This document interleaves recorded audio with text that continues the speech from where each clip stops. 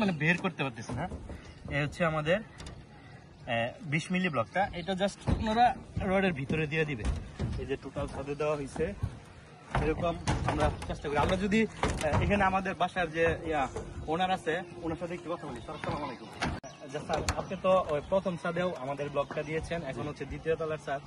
আসলে এই ব্লকটা ব্যবহার করে আপনি কি কি সুবিধা পাইলেন যদি একটু বলতেন আমাদের।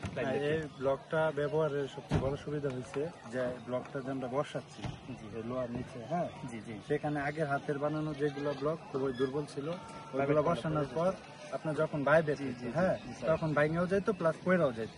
আর এখন এই যে দেখা যাচ্ছে যে ব্লকগুলা, এগুলো খুবই সুন্দর।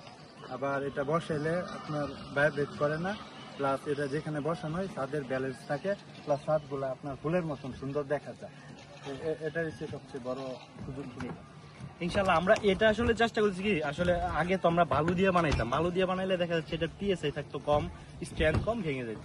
যার ধরুন আমরা এটা পাথর দিয়া, আপনারা দেখতে পারবেন, দেখেন পিছনে যে ওনারা যে অল্প কিছু ব্লক দিছে, এটাও কত চমৎকার দেখা যাচ্ছে। দেখা যাচ্ছে হাতে বানানো থেকে, হাতে বানালেও কিন্তু আপনাদের একটা খরচ যায়, ওইখান থেকে হয়তো বা 10% বা 20% টাকা বেশি যাচ্ছে। আপনি কম বেশি করে আমাদের এই ব্লকটা একবার ব্যবহার করে দেখেন, যদি ভালো না হয়, কোয়ালিটিফুল না হয়, ঠিক আছে, তখন আমাদেরকে বলবেন। আমাদের পেজ আছে, আমরা 7 বছর যাবত এই ব্লগের বিজনেস করতেছি। আমরা কোয়ালিটি মেনটেন করে এবং সুনামের সাথে আমরা ব্লগগুলো দেওয়ার চেষ্টা করতেছি। আসসালামু আলাইকুম।